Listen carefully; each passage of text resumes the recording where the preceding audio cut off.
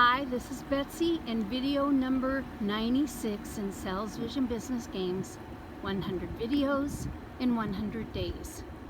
I found out on Tuesday that a good friend of mine passed away.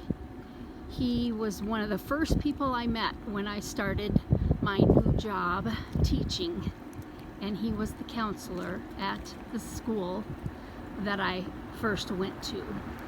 He offered a lot of help, he really did, and he was a very unique person. He was pretty gruff. He smoked a pipe, so he always smelled like pipe tobacco, and the students really liked him. He did wonderful things with the students. And we kind of lost contact when I moved to a different school, and then he moved to a different school. He owned Birds Unlimited, and he took care of ducks, and hunting clubs would come and buy from him.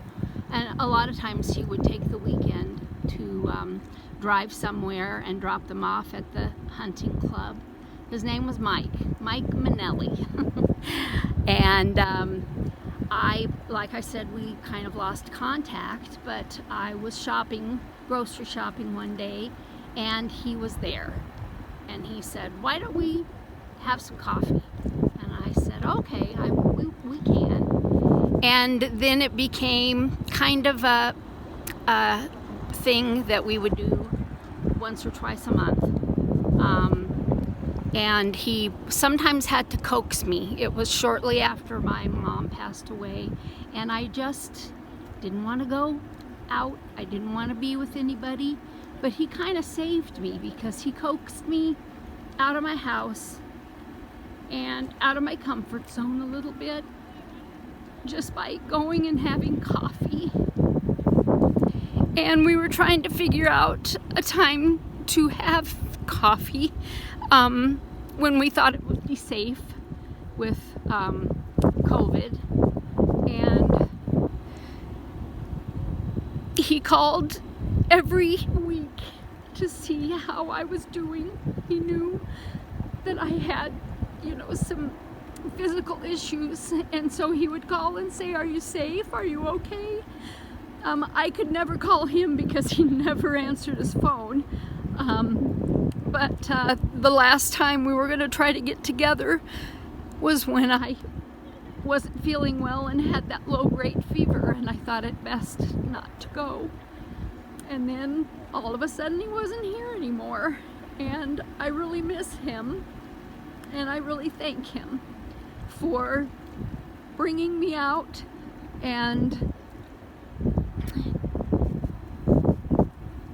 talking with me and laughing. We used to share recipes a lot. He loved to cook for big crowds, and he'd have bunches of people come over for St. Patrick's Day or come over for spaghetti or something like that, and always so generous.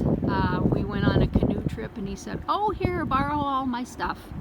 And he gave us those waterproof bags and his canoes and let us take them. And he also gave me one of the best gifts I've ever had, and it's a rice cooker that he got when he was visiting his daughter in San Francisco. And it cooked the best rice, and it still does. Right now, my daughter has it, but she had said, "Mom, do you want it back?" And I said, "Well, I know where it is. If I feel a need to get it back, I will ask for it." But I miss him, and I'm sure lots of people do. There were wonderful things about him at the funeral home where you could pay your respects, and he definitely was very loved by many. Bye, Mike.